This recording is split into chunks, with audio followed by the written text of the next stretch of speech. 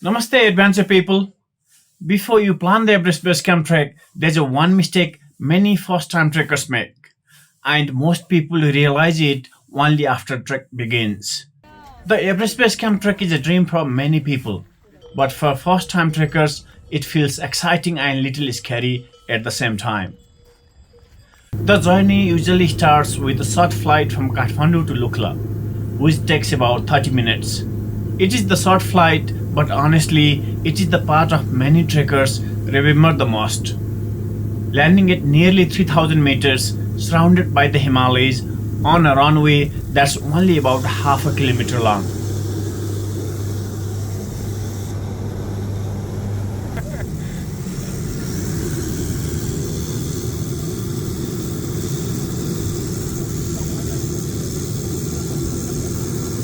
From Lukla, the trek takes around 12 days, depending on your walking pace and acclimatization. You don't need climbing skill, but the trek is not easy. Long walking days, cold mornings, and thin air slowly test your patience more than your strength.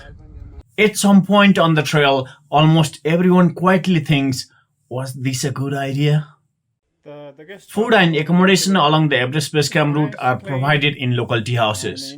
The rooms are simple, usually with two beds and blanket. But after a long day of walking, they feel more than good enough. Meals are basic and filling.